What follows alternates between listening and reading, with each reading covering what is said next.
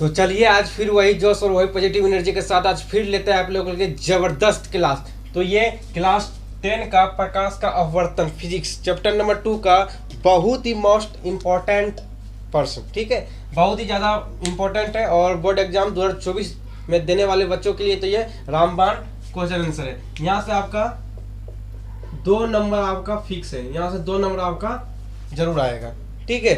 और यहाँ पे 10 क्वेश्चन हम लिए हैं, ठीक है, 10 क्वेश्चन यहाँ पे है और 10 क्वेश्चन में से जरूर है कि 2 क्वेश्चन आपका जरूर आएगा। 2 से 3 क्वेश्चन यहाँ से यदि दागेगा 2 नंबर से तो 2 से 3 नंबर क्वेश्चन आपका जरूर आएगा, ठीक है। तो चलिए और ध्यानपूर्वक से सुनेंगे, यदि चैप्टर को नहीं पढ़ेंगे जाकर इस चैप्टर को पहले आप पढ़ लीजिए, ठीक है। और चैप्टर नंबर 1 का भी जो है क्वेश्चन आंसर करवा दिया गया है, VVI क्वेश्चन आंसर करवा दिया गया है, जाकर उस वीडियो को आप पहले देख लीजिए। चलिए जानते हैं प्रकाश का अपवर्तन का परिभाषा। जब चैप्टर का ही नाम है प्रकाश का अपवर्तन तो जरूर है कि अपवर्तन का परिभाषा एक बोर्ड एग्जाम में पूछ सकता है। और ये क्वेश्चन बहुत बार पूछा गया है, ये क्वेश्चन बहुत बार पूछा गया, हो सके 2024 में भी ये क्वेश्चन दाग दूं, बहुत ही इंपॉर्टेंट है, ठीक है। तो जानना बहुत ही जरूरी है। तो चलिए इस क्वेश्चन को हम जानते हैं और क्वेश्चन को पहले सुनिए, क्वेश्चन लिखना भी नहीं है, ठीक है। कोई इतना जहाँ पे क्वेश्चन लिखा है किसी क्वेश्चन को आपको लिखना नहीं है, ठीक है। पहले सुनिए समझिए उसके बाद आप लिखिएगा। चलिए प्रकाश का अपवर्तन का परिभाषा। तो प्रकाश का अपवर्तन किसे कहेंगे? तो पहले नंबर जब प्रकाश की किरणें एक पारदर्शी माध्यम से दूसरे पारदर्शी माध्यम में जाने पर दिशा में परिवर्तन हो जाता है तो उसी को हम क्या कहते हैं? उसी को हम प्रकाश का अपवर्तन कहते हैं। कहने का मतलब यह है कि प्रकाश का अपवर्तन उसे कहेंगे जब प्रकाश की किरण एक माध्यम से दूसरे माध्यम में चला जाता है तो उसी को हम प्रकाश का अपवर्तन कहेंगे। यानी समझ में आपको शायद उतना नहीं आया होगा, चलिए हम यहाँ पे समझाते हैं। यदि चैप्टर पढ़े तो आपको समझ जरूर आया होगा।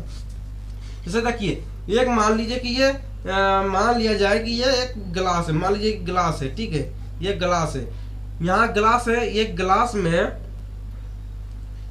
में मान लिया जाए ये गिलास है, तो ये इसमें पानी रखा हुआ है, इसमें पानी है, ये इसमें पानी है और इस पानी से एक पेल्सिन को डुबाते हैं। इस पेल्सिन को जब डुबाएंगे तो ये पेल्सिन जब बाहर था, ये पेल्सिन जब इस पेल्सिन को जब पानी से ये पेल्सिन बाहर था तब तो ये पहला माध्यम में था। जब ये पेल्सिन पानी में प्रवेश करता है तो ये दूसरा माध्यम में चला जाता है। तो वही यहाँ पे कहा जा रहा है कि जब प्रकाश की किरणें एक माध्यम से दूसरे माध्यम में प्रवेश करता है तो वो क्या होता है? दूसरे इनकी दिशा में परिवर्तन हो जाता है। उसी प्रकार जब पेल्सिन को एक माध्यम से दूसरे माध्यम, कहने मतलब निर्वात, इनकी कहने मतलब यह है कि जब निर्वात से हम पानी में ले जा रहे हैं, तो यहाँ क्या होगा? तो पेल्सिन का दिशा में परिवर्तन होगा। लेकिन कहने मतलब यह है कि पेल्सिन जो है आपको यहाँ पे दिखेगा, पेल्सिन आपको इस प्रकार यहाँ पे दिखेगा, लेकिन ये पेल्सिन यहाँ पे ना होगा, पेल्सिन ये साइड में होगा। ये कहने मतलब यह है कि दिशा में परिवर्तन कर लेता है, ठीक है। तो उसी को हम क्या कहेंगे? उसी को प्रकाश का हम अपवर्तन कहेंगे, ठीक है। उसी को क्या कहेंगे? तो उसी को हम प्रकाश का अपवर्तन कहेंगे। तो पानी में सिक्कों का उठा हुआ प्रतीत होना, यानी कि आप देखे होंगे मेला वगैरह भी एक खेला होता है, एक बाल्टी ले लिया जाता है, एक बाल्टी लेता है और उस बाल्टी में एक गिलास को रख देता है, एक गिलास को रख दिया जाता है और इसमें पूरा पानी डाल दिया जाता है और इसी गिलास में सिक्का रख दिया जाता है। लेकिन ये जब यहाँ से आप सिक्का को डुबाते हैं, जब सिक्के को देखते हैं ना, तो ये आपको यहाँ दिखता है, लेकिन वो वास्तविक में रहता है कहाँ? तो वास्तविक में आप जो है यहाँ रहता है, वास्तविक में वो सिक्का कहाँ रहता है? यहाँ पे रहता है ना। कहने का मतलब यह है कि जब एक माध्यम से दूसरे माध्यम में जब एक माध्यम से दूसरे माध्यम में जाता है तो उसका क्या, उसका दिशा में परिवर्तन हो जाता है, उसके उसी कारण से जो है सिक्का हमारा उठा हुआ प्रतीत होता है। उसके बाद दूसरा आपका ऑप्शन है पानी में पेल्सिन का मुड़ा हुआ प्रतीत होना प्रकाश का अपवर्तन है, ठीक है। और तीसरा ऑप्शन आप डाल लीजिए, दोपहर में जो है सूर्य की रोशनी का जो है चमकता हुआ प्रतीत होना है, नाचता हुआ प्रतीत होना, है ना। और मछली तालाब में, बहुत सारा इसका एग्जांपल आप देखते रहिएगा, बहुत सारा एग्जांपल है। उसके बाद देखिए सघन माध्यम के बारे में जानते हैं। सघन माध्यम और विरल माध्यम का परिभाषा दें। सघन माध्यम और विरल माध्यम का परिभाषा बोर्ड एग्जाम में पूछा जाता है कि सघन माध्यम किसे कहेंगे और विरल माध्यम किसे कहेंगे। तो सघन माध्यम किसे कहेंगे, यदि एक माध्यम का आवर्तनांक दूसरे माध्यम का आवर्तनांक अधिक हो तो दूसरे माध्यम को पहले माध्यम का सघन माध्यम कहते हैं। कहने का मतलब यह है यदि एक माध्यम का आवर्तनांक दूसरे माध्यम का आवर्तनांक अधिक हो, कहने का मतलब यह है कि पहले माध्यम से दूसरे माध्यम का आवर्तनांक यदि अधिक होगा उसी को सघन माध्यम कहेंगे। यानी कहने का मतलब यह है कि पहले माध्यम का आवर्तनांक दूसरे माध्यम का आवर्तनांक से अधिक जब होगा उसी को सघन माध्यम कहेंगे। विरल माध्यम किसे कहेंगे, जब पहले माध्यम का आवर्तनांक दूसरे माध्यम का आवर्तनांक से कम होगा उसी को हम विरल माध्यम कहेंगे। यानी कहने का मतलब यह है सघन में क्या होता है कि एक माध्यम का आवर्तनांक क्या होता है, एक माध्यम का आवर्तनांक दूसरे माध्यम से अधिक होता है, एक माध्यम का आवर्तनांक दूसरे माध्यम के आवर्तनांक से अधिक होता है, और उसी प्रकार ये सघन माध्यम होता है। उसी प्रकार विरल माध्यम में क्या होता है, दूसरे माध्यम का आवर्तनांक जो होता है इनकी पहले माध्यम का आवर्तनांक होता है दूसरे माध्यम के आवर्तनांक से कम होता है, और सघन में क्या होता है ज्यादा होता है और विरल में कम होता है, उसी को क्या कहेंगे, उसी को सघन और विरल माध्यम कहेंगे। चलिए तीसरा नंबर क्वेश्चन आपका कहा जा रहा है कि आपेक्षिक आवर्तनांक का परिभाषा लिखे। आपेक्षिक आवर्तनांक का परिभाषा लिखने के लिए यहाँ पे कहा जा रहा है। तो आपेक्षिक आवर्तनांक किसे कहेंगे, दो माध्यमों के निरपेक्ष आवर्तनांक। चलिए यहाँ क्या कह रहा है, दो माध्यमों के निरपेक्ष आवर्तनांक के अनुपात को आपेक्षिक आवर्तनांक कहते हैं। यहाँ पे कहा जा रहा है कि दो माध्यमों के निरपेक्ष आवर्तनांक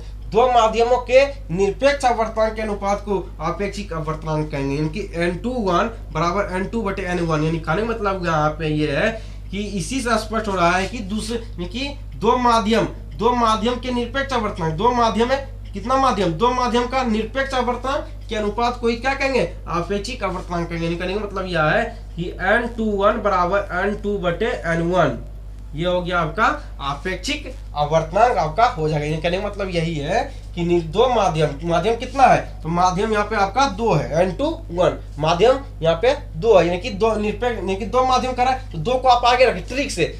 यहाँ पे कह रहा है दो माध्यमों का निरपेक्ष आवर्तनांक, तो दो माध्यम का निरपेक्ष आवर्तनांक कि दो को पहले आगे रखिए ट्रिक से, आपको ट्रिक बता रहे हैं कि दो को आप आगे रखिए और एक को आप बाद में रखिए। तो यहाँ पे क्या होगा, फॉर्मूला किससे बनेगा, तो n2/n1 होगा।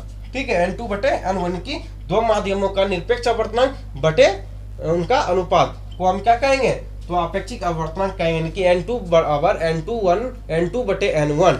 उसके बाद आवर्तनांक के नियमों को लिखे।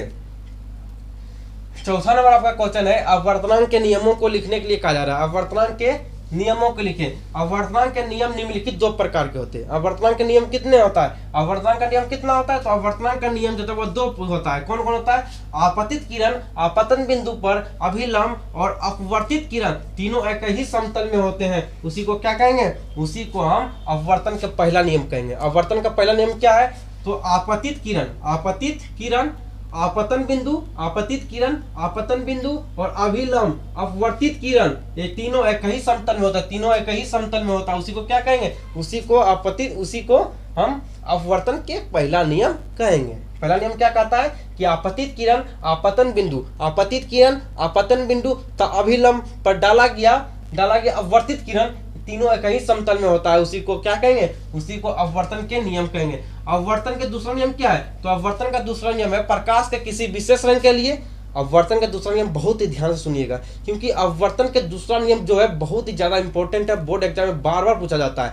तो सुनिए, प्रकाश के किसी विशेष रंग के लिए आपतन कोण की जया और अपवर्तन कोण की जया के अनुपात नियतांक होता है, उसी को क्या कहेंगे, उसी को हम क्या कहेंगे, अपवर्तन के नियम कहेंगे, अपवर्तन के दूसरा नियम कहेंगे। यानी कि प्रकाश के किसी विशेष रंग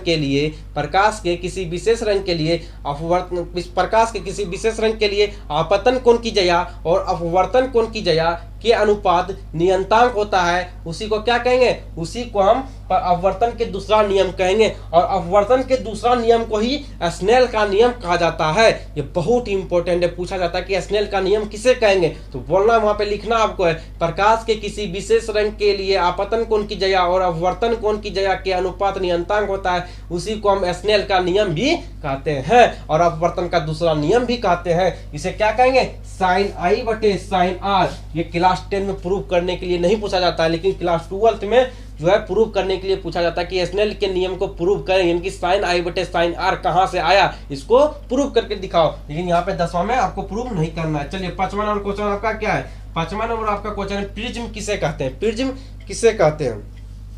5वां नंबर आपका क्वेश्चन है कि प्रिज्म किसे कहते हैं। तो प्रिज्म किसे कहेंगे, किसी कोण पर झुके दो समतल पृष्ठ के बीच घिरे, किसी कोण पर झुके दो समतल पृष्ठों के बीच घिरे किसी पारदर्शी माध्यम को प्रिज्म कहते हैं। किसी कोण पर झुके, याद रखिएगा, किसी कोण पर झुके दो समतल पृष्ठों के बीच घिरे किसी पारदर्शी माध्यम को ही क्या कहते हैं, तो प्रिज्म कहते हैं। याद रखना है प्रिज्म किसे कहेंगे, तो किसी कोण पर झुके दो समतल पृष्ठों के बीच घिरे, किसी कोण पर झुके दो समतल पृष्ठों के बीच घिरे किसी पारदर्शी माध्यम को ही क्या कहेंगे, तो प्रिज्म कहेंगे। याद रखिएगा। चलिए 6 नंबर क्वेश्चन आपका क्या कहता है, लेंस किसे कहते हैं, लेंस किसे कहते हैं। तो लेंस पारदर्शी पदार्थ का वह टुकड़ा है, लेंस पारदर्शी पदार्थ का वह टुकड़ा है जो दो निश्चित ज्यामितीय सतहों से घिरा होता है, उसी को लेंस कहते हैं, और लेंस कितना प्रकार का होता है, तो लेंस जो होता है वो 2 प्रकार का होता है, उत्तल लेंस और अवतल लेंस। याद रखिएगा, उत्तल लेंस 2 प्रकार का होता है, उत्तल लेंस और अवतल लेंस। ठीक है, और उत्तल लेंस का भी प्रकार होता है और अवतल लेंस का भी प्रकार होता है। उत्तल लेंस 3 प्रकार, अवतल लेंस भी 3 प्रकार होता है शायद। उसके बाद लेंस, अब जान गए लेंस होता है, लेंस क्या किसे कहेंगे, तो लेंस पारदर्शी पदार्थ का वह टुकड़ा है जो 2 निश्चित ज्यामितीय सतहों से घिरा होता है, उसी को हम लेंस कहते हैं। चलिए लेंस आपको समझ आ गया होगा।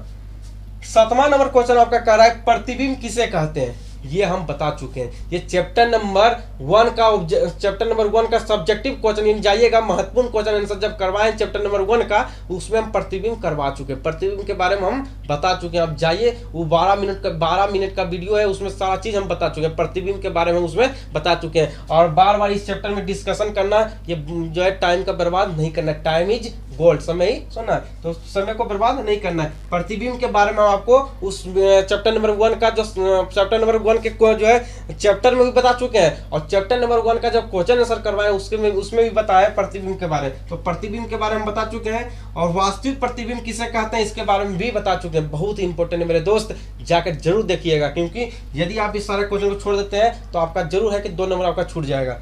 2 नंबर शायद 2-3 क्वेश्चन पूछ देगा तो आपका 10 नंबर 6-7 नंबर आपका छूट जाएगा। प्रतिबिंब किसे कहते हैं ये बहुत इंपॉर्टेंट है। वास्तविक प्रतिबिंब किसे कहते हैं ये भी हम उसमें बता चुके हैं चैप्टर नंबर 1 में। आभासीय प्रतिबिंब किसे कहते हैं ये भी हम बता चुके हैं, और आवर्धन किसे कहते हैं ये भी सारा क्वेश्चन हम चैप्टर नंबर 1 का क्वेश्चन आंसर जब करवा रहे थे उसमें हम बता चुके हैं, जाकर आप देख लीजिए, क्योंकि बहुत इंपॉर्टेंट है। ठीक है, और ये सारा जितना क्वेश्चन यहाँ पे 10 क्वेश्चन आपका है, 10 में से 4 क्वेश्चन आपका हम इसमें नहीं बताएं, क्योंकि ये सारा क्वेश्चन हम बता चुके हैं। ठीक है, यदि आप इस 100 क्वेश्चन को यदि आप कर लेते हैं ना, तो आपका चैप्टर नंबर 1 से एक भी क्वेश्चन आपकी इससे बाहर नहीं जाएगा। यदि क्वेश्चन चैप्टर नंबर 2 से एक भी क्वेश्चन यदि बनता है तो इसी 10 क्वेश्चन से आपका बनेगा, यही 10 क्वेश्चन से बनेगा, इससे 10 क्वेश्चन से बाहर नहीं होगा। 2 नंबर के लिए हम बता रहे हैं, 2 नंबर यदि 2 नंबर का क्वेश्चन बनेगा तो इसी 10 क्वेश्चन से आपका बनेगा, इससे बाहर आपका नहीं जाएगा। यदि 10 क्वेश्चन आप कर लेते हैं तो इससे 2 नंबर आपका फिक्स है। 2 नंबर का क्वेश्चन यदि यहाँ पे 10 क्वेश्चन कर लेते हैं, यदि यहाँ से 2-3 क्वेश्चन पूछता है तो आपका तो 5 नंबर जरूर बनता है, 5 से 6 नंबर यहाँ से आपका बन जाएगा। 2 नंबर के यदि पूछता है तो चैप्टर नंबर 2 से यदि एक भी क्वेश्चन यहाँ से क्वेश्चन एक भी उठाकर डालता है तो आपका फंस जाएगा। 10 क्वेश्चन यदि आप कर लेते हैं तो यहाँ से क्वेश्चन फंस जाएगा, आप एग्जाम में नहीं फंसिएगा। तो चलिए, आपको बहुत ही बेहतरीन तरह से आपको पूरा जो है वीडियो समझ आया होगा, और पूरा क्वेश्चन आंसर आप बहुत ही बढ़िया से कर लोगे, आशा नहीं पूर्ण विश्वास है। तो मिलते हैं अगले वीडियो में, तब तक के लिए बाय बाय, टेक केयर।